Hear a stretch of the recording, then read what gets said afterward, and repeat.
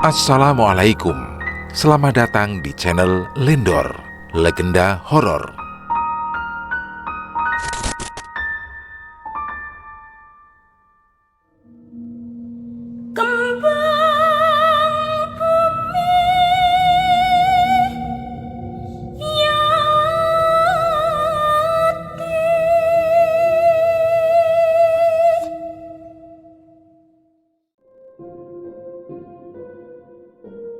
Malam itu, suasana di rumah Pak Karman dan Bu Sri terasa begitu sepi.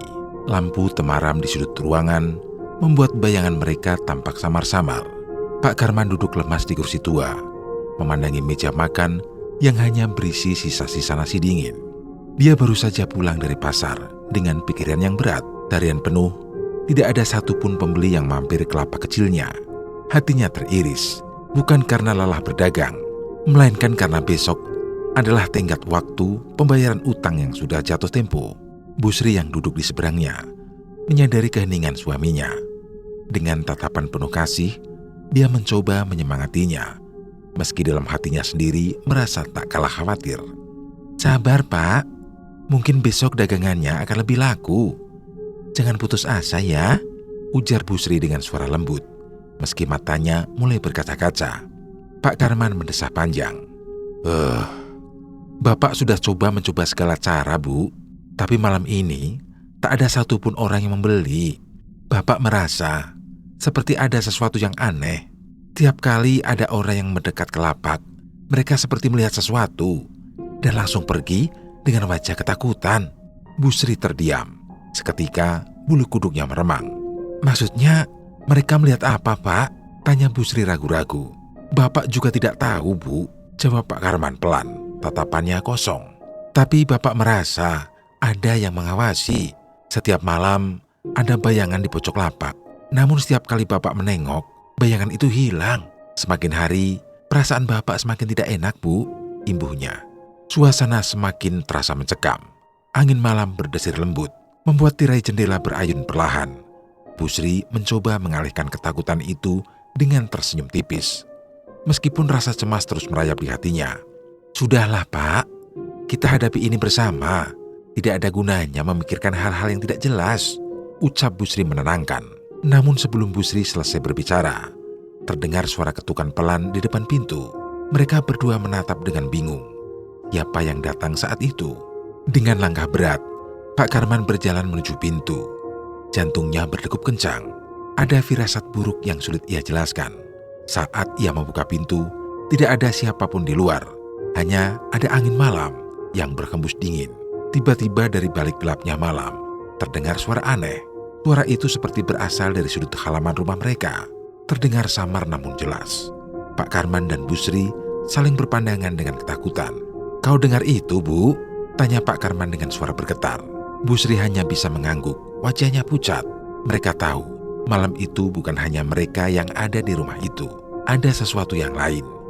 Sesuatu yang telah lama mengintai mereka, menunggu saat yang tepat untuk muncul.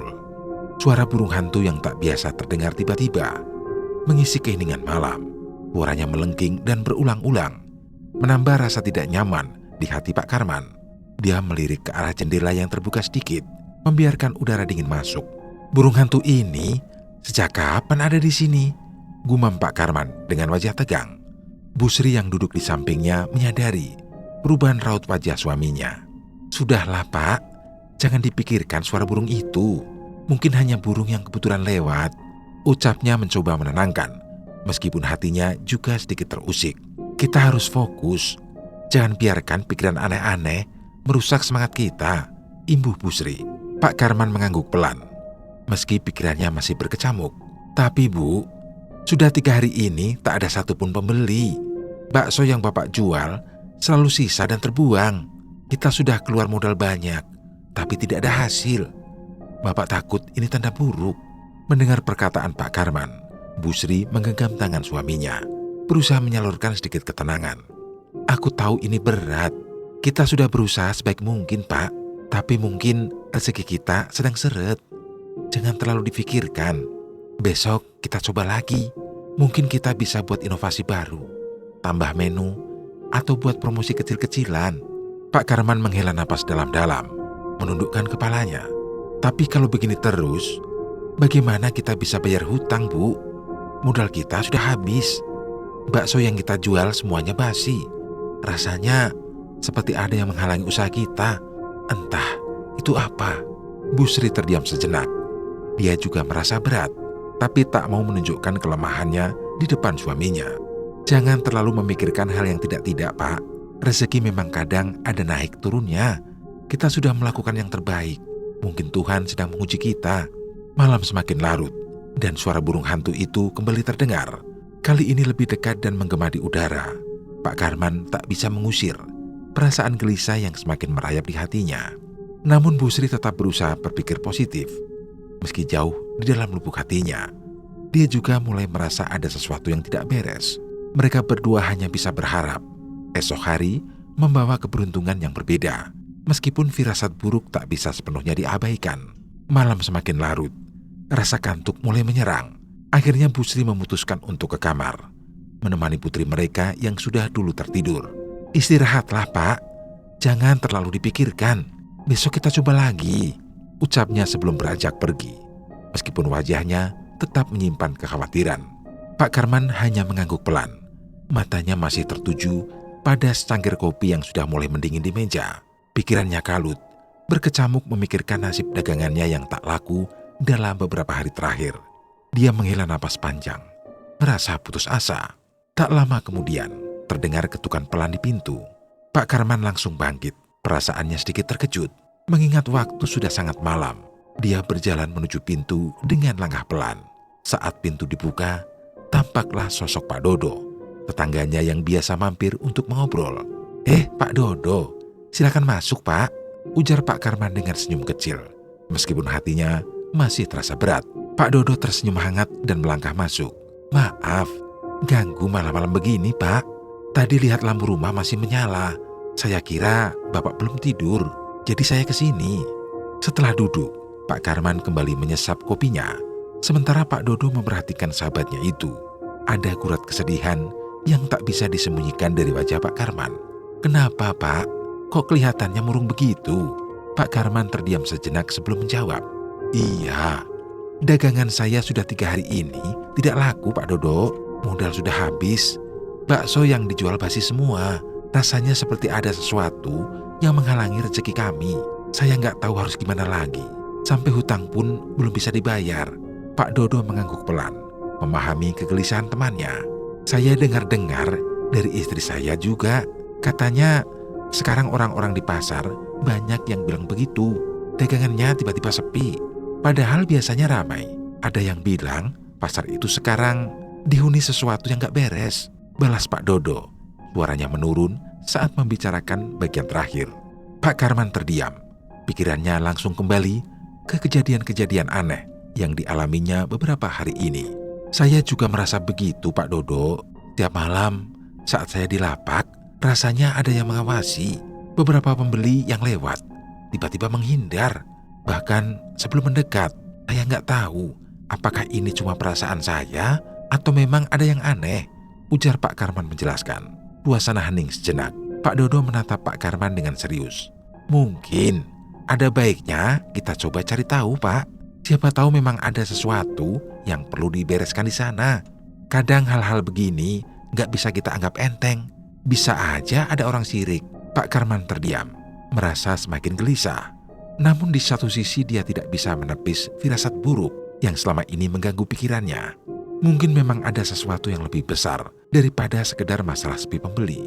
Bisa jadi, Pak Dodo, semenjak ada orang jualan bakso lagi, dagangan saya nggak laku. Aneh memang. Kenapa bisa begini? Ucap Pak Karman dengan raut wajah sedih.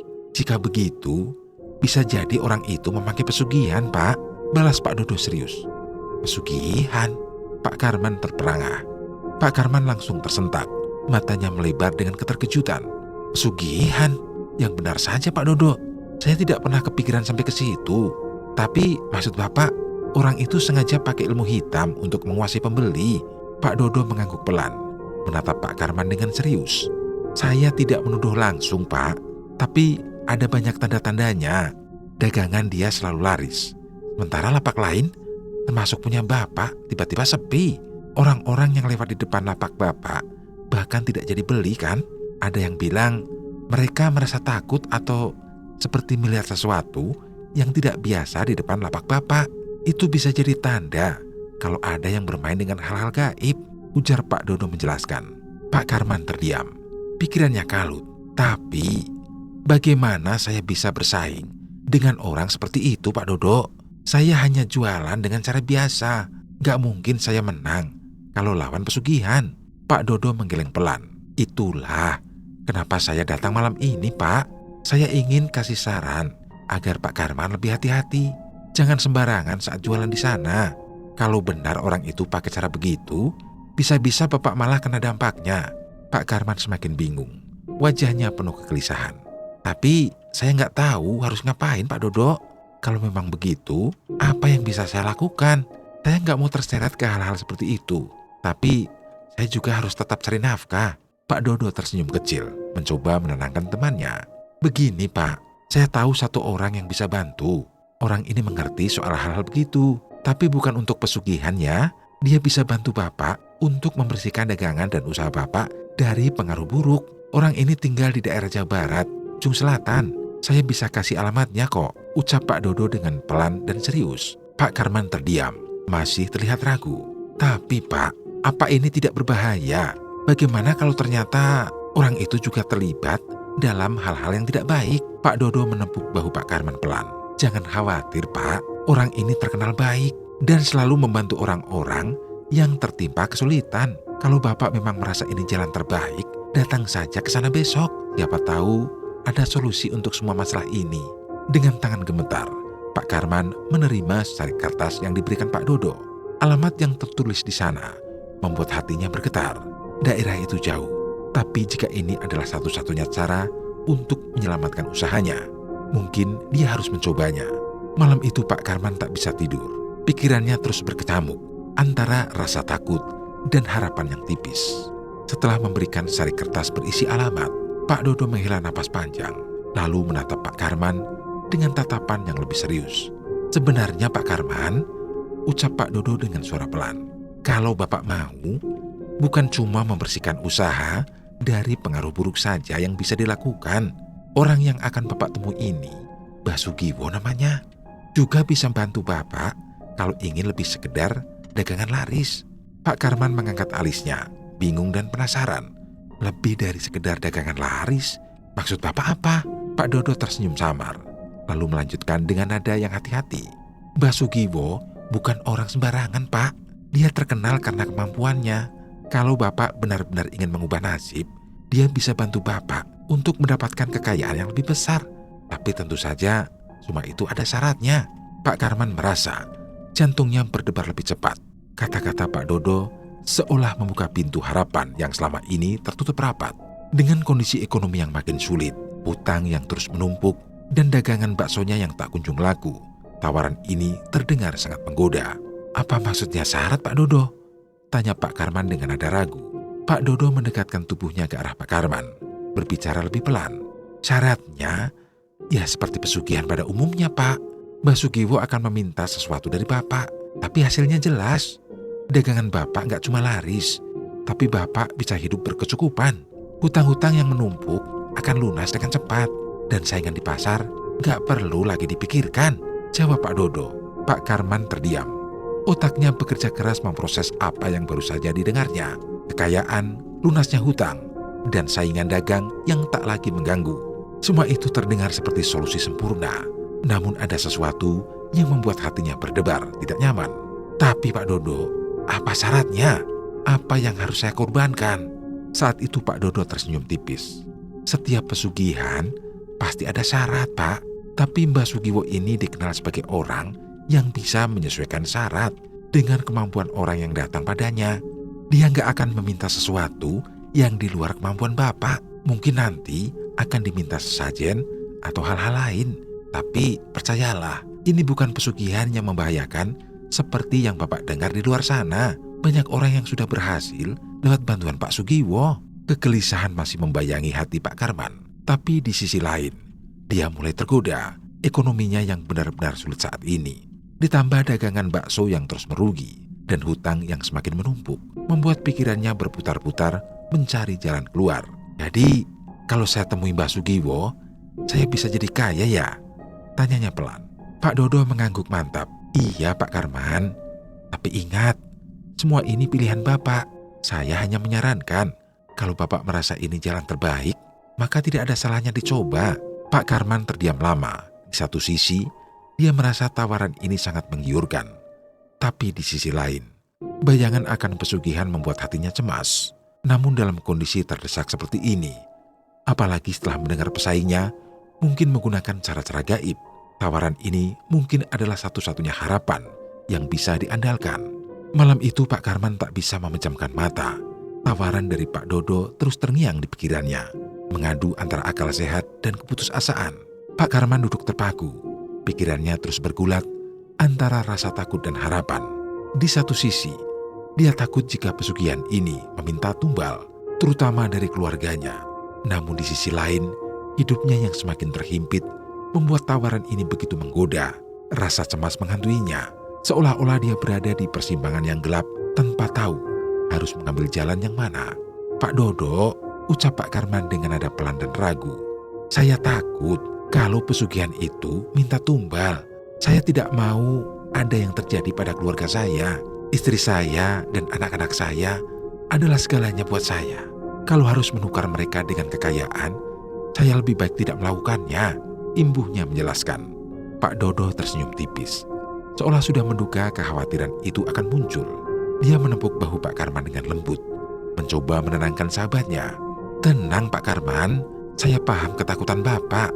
Tapi yang saya tawarkan ini bukan pesugihan seperti yang Bapak bayangkan. Ini pesugihan putih, jawab Pak Dodo, nampak sangat serius. Pak Karman mengerutkan kening, bingung. Pesugihan putih? Apa maksudnya Pak Dodo? Apa bedanya dengan yang lain?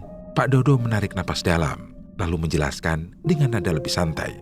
Pesugihan putih ini berbeda Pak, tidak ada tumbal, tidak ada pengorbanan dari keluarga. Mbak Sugiwo ini menggunakan cara-cara yang lebih bersih. Dia tidak meminta jiwa atau kehidupan orang lain sebagai syarat. Yang dia minta biasanya hanya berupa sesajen atau ritual tertentu yang harus dilakukan secara rutin. Tapi itu tidak membahayakan siapapun. Apa iya seperti itu Pak? Tanya Pak Karman, matanya berbinar. Mendengar penjelasan itu, wajah Pak Karman mulai tampak lebih lega, meski masih ada keraguan. Jadi, saya tidak perlu khawatir tentang tumbal. Tidak akan ada yang terjadi pada keluarga saya. Pak Dodo mengangguk dengan mantap. Betul Pak, pesugihan putih ini lebih aman. Saya tahu beberapa orang yang sudah melakukannya, dan mereka sekarang hidup lebih sejahtera, tanpa ada yang harus dikorbankan. Ini bukan jalan gelap, seperti pesugihan hitam yang menuntut nyawa sebagai bayarannya. Pak Karman merasa sedikit lebih tenang, tapi dia masih merenungkan semuanya. Tapi bagaimana caranya Pak? Apa yang harus saya lakukan kalau saya mau mencoba ini? Pak Dodo tersenyum lagi. Kali ini lebih meyakinkan. Besok pagi, Bapak bisa berangkat ke alamat yang saya kasih tadi. Temui Mbak Sugiwo. Ceritakan masalah Bapak. Dan biarkan dia yang mengatur semuanya. Jangan khawatir. Bapak hanya perlu mengikuti petunjuknya. Kalau Bapak ragu, Bapak bisa menanyakan lebih lanjut padanya soal semua ritual yang harus dilakukan. Jawab Pak Dodo menerangkan. Pak Karman mengerutkan keningnya. Perasaannya campur aduk mendengar perkataan temannya itu. Lakukan saja Pak, jangan ragu, ujar Pak Dodo meyakinkan. Pak Karman terdiam lama. Matanya menatap ke arah gelas kopi yang hampir kosong di depannya. Pikiran tentang pesugihan putih semakin menarik baginya, terutama dengan jaminan bahwa tidak akan ada tumbal dari keluarganya. Dengan kondisi ekonomi yang semakin sulit dan saingan yang tidak bisa dia lawan, mungkin ini adalah satu-satunya cara untuk keluar dari keterpurukan. Namun masih ada rasa takut yang mengintai di balik harapan itu. Apakah ini benar-benar jalan yang aman? Atau ada hal lain yang belum dia ketahui? Pagi itu usai waktu subuh, Pak Karman duduk di ruang tengah sambil menyeruput kopi hangat. Pikirannya terus berputar tentang rencana yang akan dia lakukan hari itu. Sementara itu Busri, yang sedang menyiapkan sarapan sederhana di dapur, melihat suaminya termenung lebih lama dari biasanya. Akhirnya Pak Karman menghela napas panjang dan memutuskan untuk berbicara dengan istrinya. Bu, katanya pelan, tapi cukup jelas untuk didengar Busri. Busri menoleh dari dapur, berjalan mendekat ke arah suaminya. "Iya Pak, ada apa?" tanyanya lembut sambil mengelap tangannya dengan kain. Pak Karman menatap ke arah istrinya dengan sorot mata yang ragu-ragu. "Hari ini Bapak nggak akan jualan, Bu. Soalnya ada urusan, mau menemui seseorang." Busri mengerutkan dahi. "Menemui siapa, Pak? Kenapa nggak jualan? Bukannya kemarin kita sudah sepakat untuk terus jualan walaupun laris nggak laris?" Busri mencoba menahan kekhawatirannya, tapi nada suaranya menunjukkan bahwa dia mulai merasa ada yang tidak beres. Pak Karman menggeleng pelan. "Ini penting, Bu.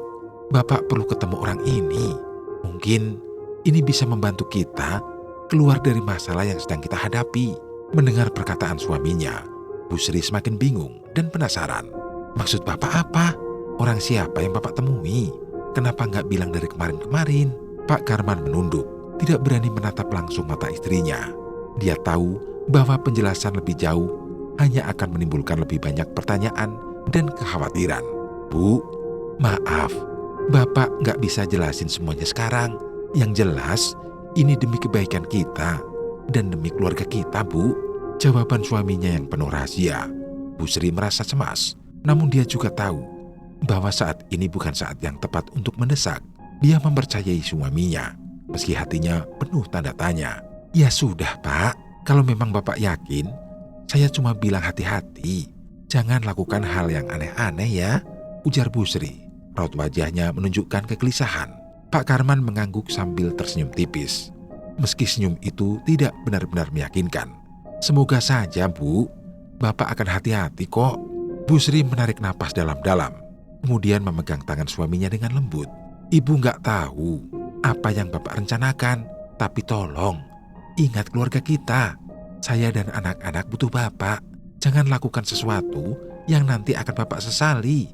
Pak Karman meremas tangan istrinya sebagai tanda pengertian. "Iya Bu, soal itu Bapak juga tahu. Doakan aja ya."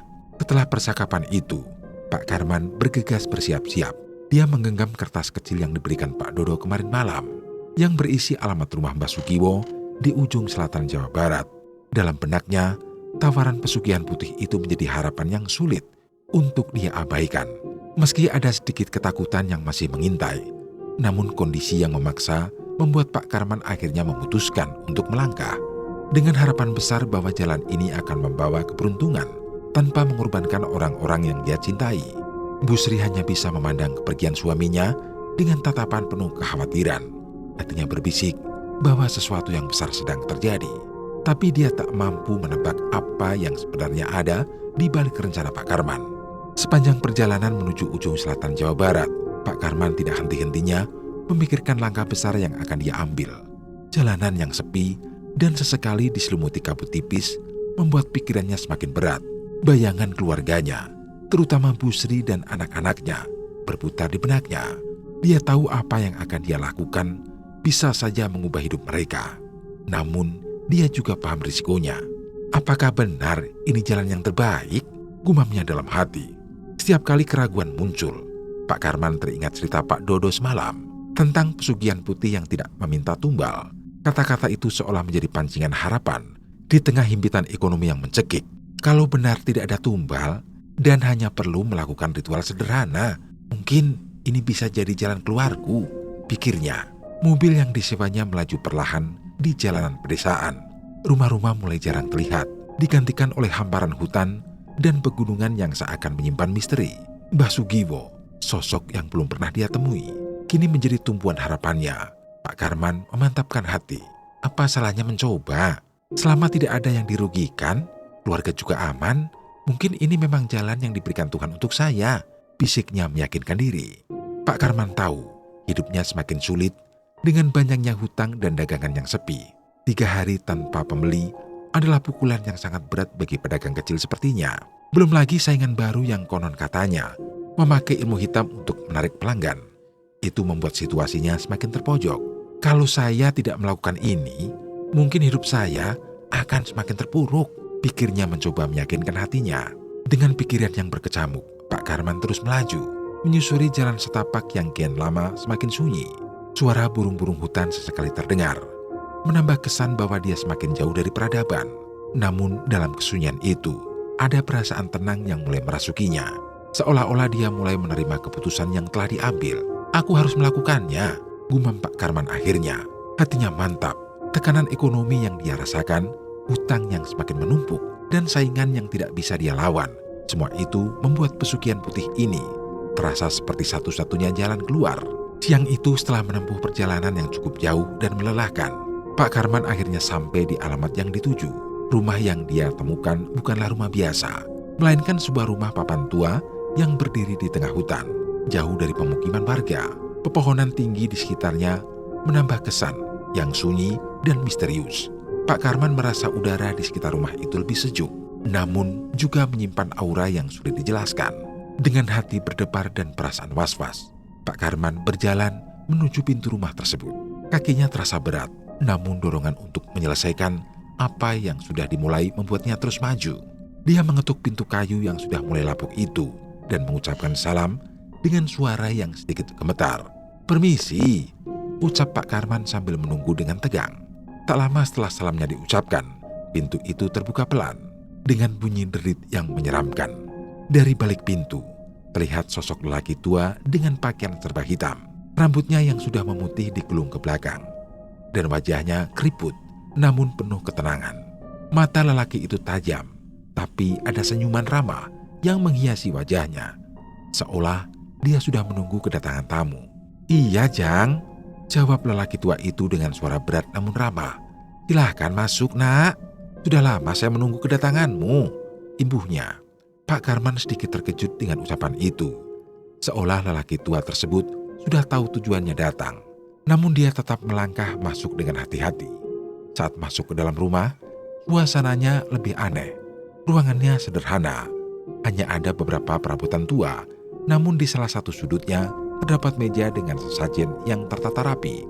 "Silahkan duduk," lelaki tua itu mempersilahkan dengan gerakan tangannya.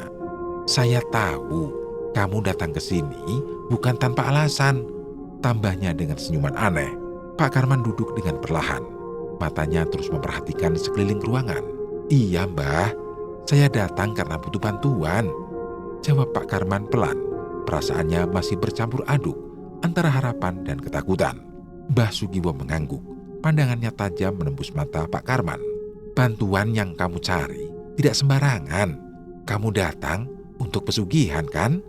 tanyanya langsung ke pokok permasalahan. Pak Karman merasa jantungnya berdegup lebih kencang. Dia mengangguk pelan, tak mampu lagi menyembunyikan niatnya. "Iya, Mbah, ekonomi saya sedang sulit dan saya dengar pesugihan ini tidak meminta tumbal. Itu yang membuat saya tertarik, Mbah." Mbah Sugiwo tersenyum tipis dan menjawab, "Memang benar, Karman, pesugihan putih tidak meminta tumbal nyawa. Tapi itu bukan berarti tanpa konsekuensi. Kamu harus siap menerima apa yang akan datang setelahnya." Pak Karman menelan ludah, merasa sedikit lega namun juga semakin was-was. "Apa yang harus saya lakukan, Mbah?" Mbah Sugiwo bangkit perlahan, menghampiri sudut ruangan tempat sesajen itu berada. "Ikuti ritualnya dan kekayaan yang kamu inginkan akan datang. Namun ingat, apapun yang kamu dapatkan selalu ada harga yang harus dibayar. Tapi kali ini bukan nyawa yang dipinta. Kamu siap?" Pak Karman mengangguk mantap, meski di dalam hatinya masih tersisa sedikit keraguan. "Saya sudah siap, Mbah," jawab Pak Karman dengan suara yang mulai bergetar, namun penuh keyakinan. Mbah Sugiwo duduk kembali di hadapan Pak Karman, sambil memandang tajam ke arahnya. "Sebelum kamu melangkah lebih jauh, ceritakan apa yang sebenarnya membuatmu datang ke sini," ujar Mbah Sugiwo dengan nada tenang, tapi penuh wibawa. Pak Karman yang awalnya merasa ragu untuk membuka diri, akhirnya menarik napas panjang dan mulai bercerita. "Bah, saya ini pedagang bakso. Sudah bertahun-tahun jualan. Dan alhamdulillah biasanya selalu laku.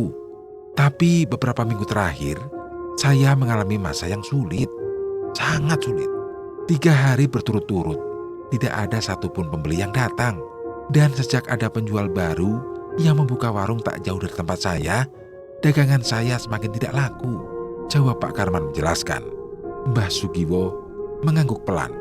Matanya menyipit seolah sedang mencerna setiap kata yang keluar dari mulut Pak Karman. "Orang itu, Mbah, kata tetangga saya menggunakan penglaris. Saya tidak tahu benar atau tidak, tapi rasanya tidak masuk akal kalau tiba-tiba semua pembeli beralih ke warungnya. Mbah Sugiwo tersenyum tipis, seolah sudah menduga masalah yang dihadapi Pak Karman. Memang Karman, di dunia ini banyak yang mengambil jalan pintas. Orang yang kamu sebut itu memang menggunakan penglaris. Dan penglaris yang dia pakai bukan sembarangan. Dia sudah menyerahkan banyak hal untuk mendapatkan keuntungan cepat. Pak Karman terkejut, tapi juga merasa sedikit lega karena dugaannya terbukti benar. Lalu, apa yang harus saya lakukan, Mbah? Saya tidak ingin usaha saya hancur begitu saja. Pak Karman menatap serius. Mbah Sugiwo menatap Pak Karman dengan tatapan yang dalam. Kamu juga harus menggunakan penglaris kalau ingin melawan kekuatan yang dia pakai. Tapi jangan khawatir, apa yang akan kuberikan kepadamu ini berbeda. Ini adalah pesugihan putih, tidak ada tumbal nyawa. Tapi kamu harus mengikuti setiap langkahnya dengan benar. Dan malam ini, kamu harus menginap di sini untuk melaksanakan ritualnya. Pak Karman merasa lega sekaligus bersemangat mendengar kata-kata Mbah Sugiwo. Harapannya mulai tumbuh kembali, seolah dia sudah melihat secercah jalan keluar dari masalahnya. Baik, Mbah, saya siap mengikuti semua petunjuk dari Mbah. Apapun yang harus saya lakukan, akan saya lakukan, balas Pak Karman. Mbah Sugiwo mengangguk pelan. Baiklah, malam nanti kita akan memulai ritualnya. Tapi ingat, begitu kamu memilih jalan ini, kamu tidak bisa mundur. Pesugihan putih memang tidak meminta nyawa, tapi ada aturan yang harus kamu patuhi seumur hidup. Pak Karman hanya bisa mengangguk. Pikirannya dipenuhi oleh keinginan untuk menyelamatkan usahanya dan membebaskan keluarganya dari kemiskinan. Dalam hatinya, dia merasa ini adalah satu-satunya jalan keluar. Pak Karman duduk di hadapan Mbah Sugiwo dengan perasaan campur aduk. Di satu sisi dia tahu bahwa apa yang akan dia lakukan bukanlah hal yang biasa. Tapi di sisi lain, godaan untuk mendapatkan kekayaan dan menyaingi penjual baru itu semakin besar. Kata-kata Mbah Sugiwo ditambah dengan keputusasaan yang dirasakannya karena usahanya hampir hancur, membuat Pak Karman semakin yakin bahwa ini adalah satu-satunya jalan. Saya akan membantumu, Karman, kata Mbah Sugiwo dengan tenang namun penuh kewibawaan. Tapi ingat, jalan ini bukan untuk orang yang ragu. Kamu harus berani mengambil risiko dan menerima segala konsekuensinya. Pesugihan putih memang tidak meminta tumbal, tapi kesetiaanmu harus penuh. Jangan pernah sekalipun ingkar dari apa yang sudah disepakati, tambahnya menekankan. Pak Karman hanya mengangguk, seolah terhipnotis oleh setiap kata yang diucapkan oleh lelaki tua itu. Dalam pikirannya, hanya ada satu tujuan, kekayaan. Dia tak lagi peduli jika apa yang dilakukannya ini salah atau benar. Yang terpenting, dia bisa bangkit dari keterpurukan, mengalahkan pesaingnya, dan membuat warung baksonya kembali laku seperti dulu. Bahkan lebih dari itu. Bah, saya tidak peduli lagi, jawab Pak Karman. Suaranya terdengar mantap. Saya sudah siap untuk melakukan apapun. Yang saya inginkan hanyalah mengalahkan penjual baru itu, membuat usaha saya kembali maju, dan mendapatkan kekayaan untuk keluarga saya, imbuhnya dengan yakin. Mbah Sugiwo tersenyum tipis mendengar keyakinan Pak Karman. Kalau itu yang kamu inginkan, maka kamu sudah berada di jalan yang benar. Malam ini, kamu akan menjalani ritual pesugihan putih. Setelah itu, semua yang kamu inginkan akan mulai terwujud. Tapi ingat, kesetiaanmu pada perjanjian ini tidak boleh goyah. Jika kau melanggar, ada hal yang lebih buruk nanti. Seketika degup jantung Pak Karman berdetak kencang. Pak Karman mendengar peringatan itu, tapi dia tidak peduli lagi. Dalam pikirannya, segala risiko bisa diatasi asalkan dia mendapatkan apa yang dia inginkan. Baginya, janji kekayaan yang diberikan oleh Mbah Sugiwo sudah cukup untuk menutupi rasa takut dan ragu. Baik, Mbah, kata Pak Karman dengan suara yang penuh tekad.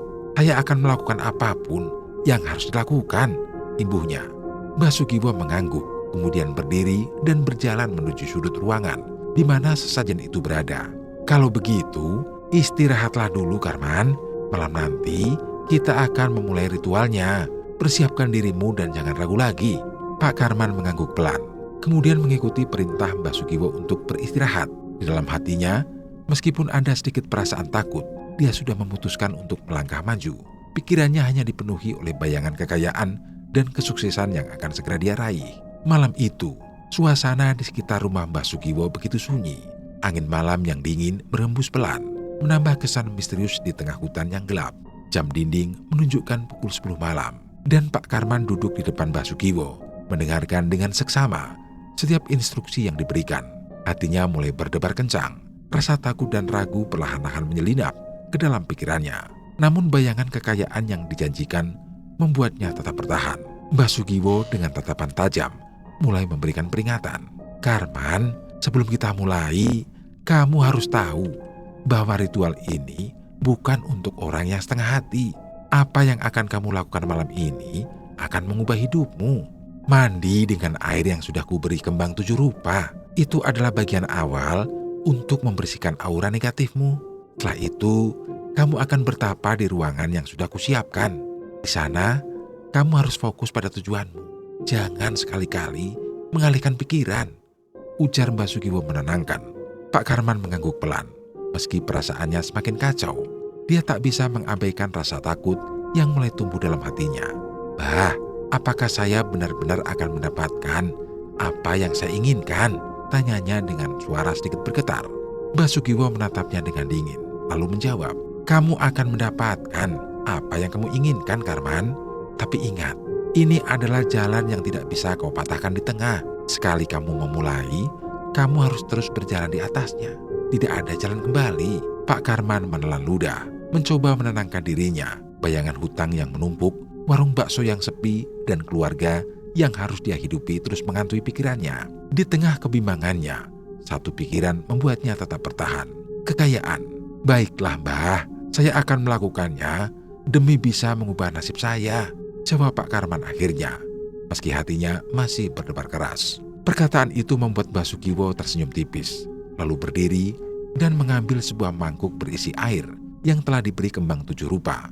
Kalau begitu, mulailah dengan mandi ini.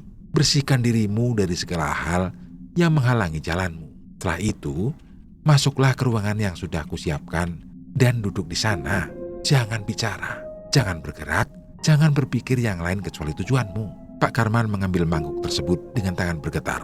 Bau harum dari kembang yang tercampur dalam air itu menyebar di ruangan. Namun bukannya menenangkan, justru menambah kesan mistis yang mencekam.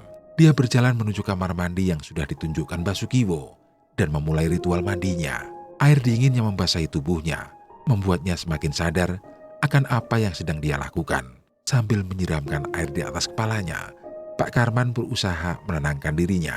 Ini demi keluarga, ini demi masa depan, pikirnya, mencoba meyakinkan dirinya sendiri. Setelah selesai mandi, Pak Karman keluar dari kamar mandi dan langsung menuju ruangan yang sudah disiapkan oleh Mbah Sugiwo. Ruangan itu gelap, hanya diterangi oleh cahaya remang-remang dari lilin kecil yang diletakkan di sudut. Di tengah ruangan, sebuah tikar anyaman bambu sudah digelar, tempat di mana dia harus bertapa. Dengan langkah berat, Pak Karman duduk di atas tikar tersebut. Suara-suara hutan yang asing mulai terdengar dari kejauhan, semakin mempertebal perasaan mencekam di dalam dirinya. Namun dia terus berusaha fokus pada tujuannya. Kekayaan, saya butuh kekayaan, bisiknya pada diri sendiri. Mbah Sugiwo berdiri di pintu ruangan, memperhatikan Pak Karman dengan mata tajam. Ingat Karman, jangan pernah alihkan pikiranmu. Tetap tenang dan biarkan alam semesta bekerja untukmu. Ritual ini akan membawamu pada apa yang kamu inginkan. Tapi kamu harus kuat. Pak Karman hanya mengangguk, matanya tertutup, mencoba berkonsentrasi penuh. Perlahan-lahan ruangan itu terasa semakin sunyi, seolah-olah dia berada di dalam ruang kosong yang terputus dari dunia luar. Dalam hati dia mulai merasakan kegelisahan yang bercampur dengan ketakutan. Namun, pikiran tentang kekayaan tetap menjadi jangkar yang menahannya. Malam itu, Pak Karman bersiap untuk menjalani ritual yang akan mengubah hidupnya. Meski dia tidak sepenuhnya tahu apa yang menantinya di ujung jalan itu. Pak Karman duduk bersila di atas tikar. Ruangan di sekitarnya semakin terasa mencekam. Saat malam semakin larut, hanya ada cahaya lilin kecil yang memancar redup.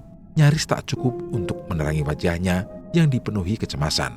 Mbah Sugiwo sudah pergi, meninggalkannya untuk menjalani semedi seorang diri. Sebelum pergi, Mbah Sugiwo memberikan peringatan terakhir. Jangan berteriak, jangan lari, apapun yang terjadi.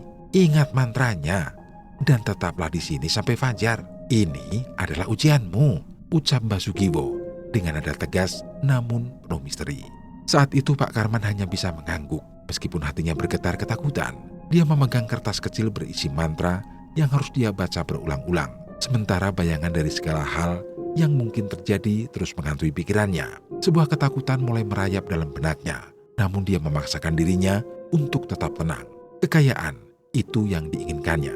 Itu yang terus membuatnya bertahan. Ketika waktu memasuki tengah malam, ruangan itu semakin terasa aneh. Udara di dalam ruangan tiba-tiba terasa berat. Seolah-olah ada sesuatu yang menyelubunginya. Pak Karman mulai merasakan kehadiran yang tidak bisa dijelaskan. Seakan-akan ada sosok yang mengawasi dari kegelapan. Dia menarik napas dalam-dalam, mencoba menenangkan dirinya, dan mulai membaca mantra yang diberikan oleh Mbah Sugiwo.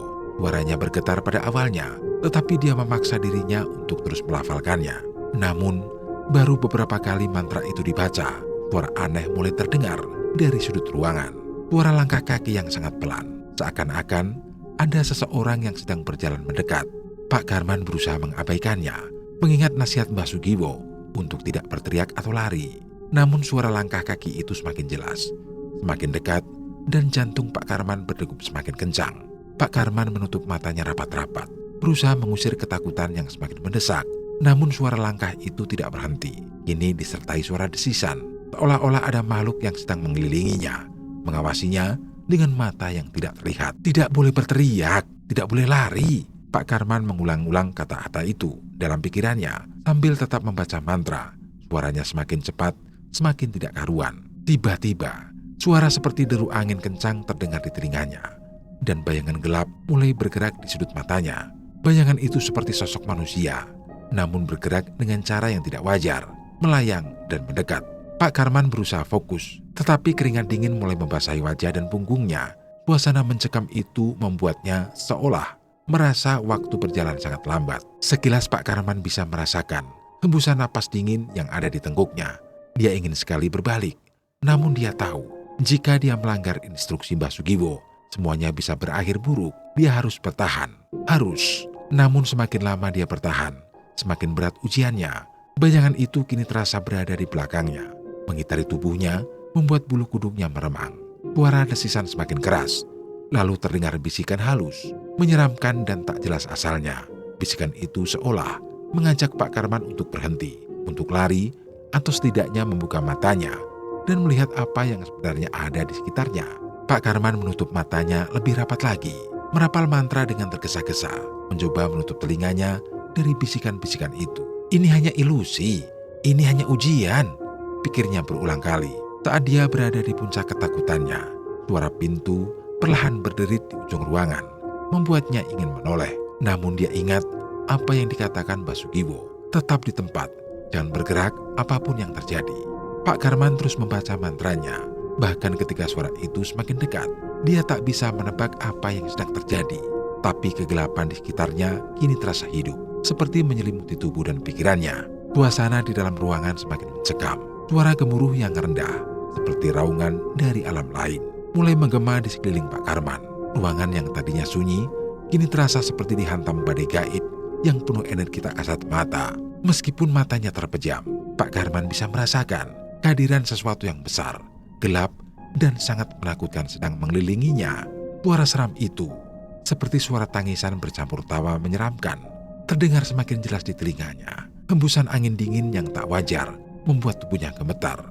Suara itu menggema, seperti ada makhluk besar yang sedang mendekat. Pak Karman merasa napasnya semakin berat, seolah-olah ada beban tak terlihat yang menekan dadanya. Aku harus bisa menghadapi ujian ini. Pak Karman terus mengingatkan dirinya. Meski hatinya dipenuhi oleh ketakutan, dia tetap merapal mantra, walaupun suaranya mulai terpotong-potong karena ketakutan yang menyelimuti dirinya. Tiba-tiba, suara itu berhenti. Sunyi, sangat sunyi. Sampai-sampai Pak Karman bisa mendengar detak jantungnya sendiri yang berdegup dengan kencang. Namun di balik keheningan itu, dia bisa merasakan sesuatu yang lebih mengerikan. Kehadiran yang sangat kuat dan menakutkan. Seolah-olah ada sosok yang berdiri tepat di belakangnya. Sosok itu tidak terlihat, namun keberadaannya sangat nyata. Pak Karman merasa seperti ditatap oleh mata yang tak tampak, dan instingnya memaksa dia untuk membuka mata dan menoleh. Tapi dia ingat pesan Mbah Sugiwo, jangan berteriak, jangan bergerak, apapun yang terjadi. Dalam kepanikan yang semakin memuncak, Pak Karman menahan napas, tangannya gemetar. Tetapi dia tetap mencoba membaca mantra dengan pelan. Hatinya semakin bimbang. Tapi dia tahu bahwa melawan rasa takut ini adalah satu-satunya jalan untuk mendapatkan apa yang dia inginkan. Jika dia menyerah sekarang, segalanya akan sia-sia. Namun tiba-tiba sebuah suara parau, seperti dari makhluk yang bukan manusia, terdengar di belakangnya. Suara itu memanggil namanya dengan lirih. Karman! Karman! Pak Karman hampir melompat dari tempat duduknya. Namun dia menahan diri, menutup matanya lebih rapat, dan berusaha sekuat tenaga untuk tidak merespon suara itu. Suara parau itu terus memanggil. Lebih keras, lebih dekat. Karman! Lihatlah aku. Suara itu semakin mendekat, seakan-akan berada tepat di samping telinganya. Pak Karman merasa bulu kuduknya berdiri. Tubuhnya gemetar hebat, tapi dia tetap duduk diam, berusaha fokus pada mantranya. Dia tahu, jika dia membuka mata atau menoleh, semuanya bisa berakhir buruk. Ketika suara itu semakin mendekat, Pak Karman merasa tubuhnya mulai terasa dingin. Seolah-olah darah di tubuhnya berhenti mengalir. Dia hampir tak sanggup menahan ketakutan yang melandanya. Namun di balik semua rasa takut itu, ada dorongan kuat dari dalam dirinya untuk tetap bertahan, untuk tidak menyerah pada ketakutan. Aku tidak akan kalah. Demi kekayaan, demi keluargaku.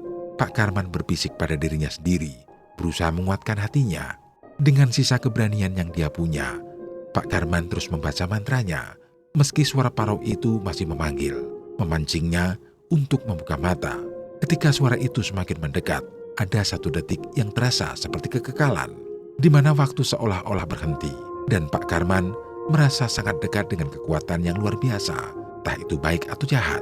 Ketika Pak Karman membuka matanya, pemandangan di hadapannya membuat darahnya seolah membeku. Sosok perempuan itu berdiri hanya beberapa langkah di depannya. Wajahnya rusak, penuh luka menganga, dengan kulit yang terlihat seperti sudah lama membusuk. Matanya yang merah menyala menatap Pak Karman dengan tajam, sementara bibirnya yang kering dan pecah-pecah menyeringai lebar, memperlihatkan deretan gigi yang tajam dan menguning. Rambutnya panjang, kusut, dan acak-acakan, menjuntai seperti tali yang basah dan berdebu. Pak Karman merasa tubuhnya kaku, tak mampu bergerak. Jantungnya berdegup begitu kencang, hingga nyaris meledak di dadanya. Kengerian yang dia rasakan tak pernah dia bayangkan sebelumnya. Suara perempuan itu yang tadinya terdengar manis, kini berubah menjadi tawa yang serak dan mengerikan. Suara tawa itu menggema di dalam ruangan, membuat atmosfer semakin menyesakkan. Karman! Ucap perempuan itu memanggil namanya dengan suara rendah dan seram, seolah sedang mengejeknya. Tubuh Pak Karman gemetar, tapi dia tak bisa melakukan apapun selain duduk terpaku di tempatnya. Perempuan itu mendekat perlahan. Langkah kakinya tak berbunyi.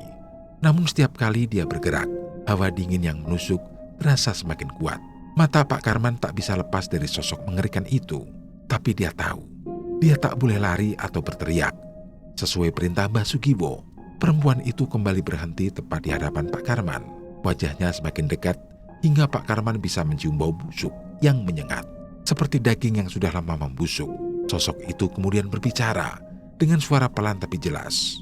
Jika kau ingin kekayaan, kau harus menerima kehadiranku selamanya. Pak Karman ingin menjerit, namun tenggorokannya seperti terkunci. Dia hanya bisa menatap sosok itu dengan ketakutan yang semakin memuncak. Perempuan itu lalu tertawa lagi. Kali ini lebih keras, lebih menggema, membuat telinga Pak Karman berdengung. Kekayaan yang kau inginkan hanya bisa kau dapatkan melalui penderitaan dan kegelapan. Suara perempuan itu semakin seram dan menghantui. Pak Karman mulai merasakan penyesalan yang mendalam. Apa yang dia pikirkan? Bagaimana dia bisa tergoda untuk melakukan ini? Namun di tengah semua kengerian itu, dia tetap teringat akan janji kekayaan yang dijanjikan. Apakah ini benar-benar ada harga yang harus aku bayar? Akhirnya, kebingungan dan ketakutan menguasai benaknya. Sosok perempuan itu masih menyeringai lebar, menunggu respon dari Pak Karman. Kini dia dihadapkan pada pilihan yang sangat berat, mundur dan melupakan segalanya, atau melanjutkan dan menerima nasib yang mengerikan bersama kekayaan yang didambakannya. Setelah suara ayam jago terdengar, menandakan waktu subuh telah tiba, Pak Karman yang masih duduk bersila di ruangan gelap tempat semedi merasakan tubuhnya lelah dan pikiran yang penuh kecemasan. Pengalaman mengerikan semalam dengan sosok perempuan itu masih terbayang jelas di kepalanya. Suara tawa perempuan yang seram, janji kekayaan, serta tawaran bantuan yang datang dari kegelapan. Semuanya membuat batinnya terguncang. Tak lama setelah itu, pintu ruangan berderit terbuka perlahan. Mbah Sugiwo muncul dari balik bayangan dengan langkah tenang. Wajahnya tetap tenang, seolah apa yang dialami Pak Karman semalam bukanlah sesuatu yang luar biasa. "Bagaimana, Karman? Apa kau berhasil melewati ujian pertamamu?" tanya Mbah Sugiwo dengan nada datar, namun penuh makna. Pak Karman meski tubuhnya masih terasa gemetar, mengangguk perlahan. Saya sudah bertemu dengan perempuan itu, Mbah. Dia mengatakan akan membantu saya untuk mendapatkan kekayaan yang saya inginkan," jawab Pak Karman. Suaranya bergetar sedikit, namun dia berusaha keras untuk terdengar tegar. Mbah Sugiwo tersenyum tipis, lalu menghampiri Pak Karman yang masih duduk. "Syukurlah, itu adalah langkah pertama. Perempuan itu akan menjadi perantara antara dunia kita dan kekuatan yang akan membawamu pada kekayaan. Tapi ingat, meskipun ini adalah pesugihan putih, kau masih harus mematuhi beberapa aturan. Kau harus hati-hati dalam bertindak dan berpikir," jelasnya dengan penuh kehati-hatian. Pak Karman hanya mengangguk, namun dalam hatinya, dia mulai merasakan kecemasan yang semakin mendalam.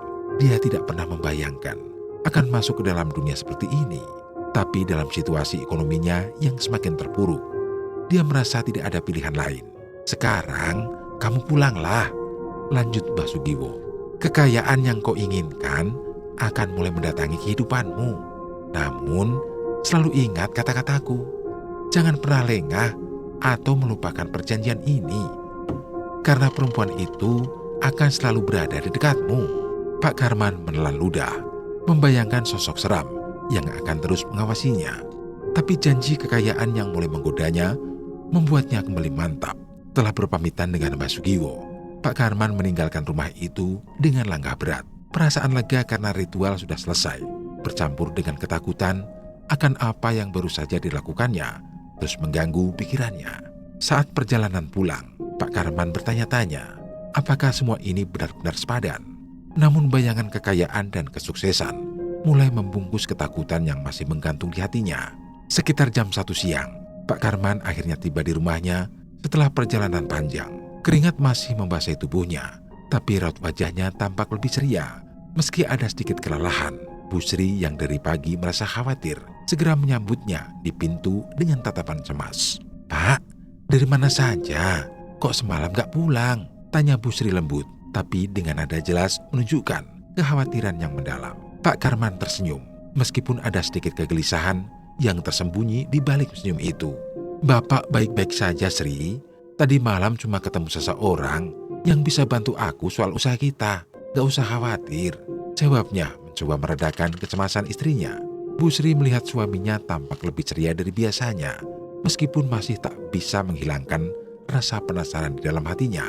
"Beneran Bapak gak apa-apa, tapi Bapak kelihatan beda hari ini," ujarnya sambil memperhatikan wajah Pak Karman yang lebih berseri dibanding sebelumnya. Sesuatu yang tidak pernah dilihat sejak usahanya mengalami masa sulit. "Iya Bu, insya Allah semua akan baik-baik saja. Aku sudah dapat jalan keluar. Nanti kamu akan lihat, kita akan bangkit lagi," jawab Pak Karman dengan nada optimis. Meski Bu Sri sedikit lega mendengar jawaban itu, dia masih merasa ada yang tidak diceritakan oleh suaminya. Biasanya, Pak Karman tidak pernah merahasiakan sesuatu. Namun kali ini, suaminya seperti menyimpan sesuatu yang besar. Sesuatu yang membuatnya enggan menjelaskan lebih lanjut. "Ya sudah Pak, kalau kamu bilang gak apa-apa, aku percaya. Tapi ingat, apapun yang kamu lakukan, aku akan selalu di sampingmu," ujar Bu Sri dengan lembut. Meski hatinya masih diliputi keraguan, Pak Karman mengangguk dan tanpa berkata apa-apa lagi, dia masuk ke dalam rumah dan duduk di ruang tamu, menyesap kopi yang disiapkan oleh istrinya. Dalam pikirannya, dia terus mengingat janji Mbah Sugiwo dan perempuan seram yang menemuinya semalam. Kini, Pak Karman hanya bisa menunggu, berharap apa yang dijanjikan akan segera menjadi kenyataan. Sementara itu, Bu Sri kembali ke dapur dengan perasaan campur aduk antara rasa lega karena suaminya pulang dengan selamat dan kekhawatiran bahwa ada sesuatu yang tidak benar sedang terjadi. Meski begitu, Dia memilih untuk tetap percaya pada suaminya, meski hati kecilnya terus berbisik bahwa ada sesuatu yang kelam sedang mendekat. Selang beberapa saat, Bu Sri kembali menghampiri suaminya dengan membawa cemilan, roti goreng kesukaan Pak Karman. Ia duduk di samping suaminya, mencoba mencairkan suasana meski rasa khawatir masih bergelayut di hatinya. Sambil menyodorkan piring, ia berkata, "Pak, ini roti gorengnya, masih hangat. Silahkan dimakan ya, Pak." Pak Karman tersenyum tipis, lalu mengambil satu roti dan menggigitnya perlahan. Setelah beberapa saat, dia berkata dengan tenang, "Nanti malam kita buat bakso lagi ya, Bu. Besok pagi Bapak mau jualan seperti biasa." Mendengar itu, Bu Sri yang masih memikirkan keuangan mereka yang semakin menipis, menghela napas panjang sebelum menjawab, "Tapi Pak, uang persediaan kita tinggal sedikit. Ibu takut kalau jualan bakso lagi terus gak laku seperti kemarin-kemarin. Rugi terus, bagaimana nanti kita bayar hutang?" Suaranya terdengar lirih, hampir putus asa. Pak Karman meletakkan rotinya dan menatap istrinya dengan penuh keyakinan. "Bu, tenang saja. Kali ini berbeda. Percaya aja sama Bapak. Besok jualan kita akan laris manis dan bahkan lebih dari sebelumnya. Bapak sudah dapat jalan keluar, jadi ibu nggak usah khawatir lagi." Di situ Bu Sri menatap suaminya dengan ragu, tak mengerti dari mana datangnya keyakinan itu. Sejak kapan Pak Karman sebegitu optimis? Padahal selama 3 hari terakhir, jualannya tidak ada yang laku. Tapi melihat ketenangan di wajah suaminya, Bu Sri hanya bisa menelan kekhawatirannya dan mencoba mempercayai apa yang dikatakan Pak Karman. "Ya sudah Pak, jika begitu, Ibu ikut saja apa yang Bapak bilang. Semoga besok benar-benar laku keras," jawab Bu Sri dengan suara pelan, walau hatinya masih dipenuhi rasa was-was dan merasa ada yang aneh dengan suaminya.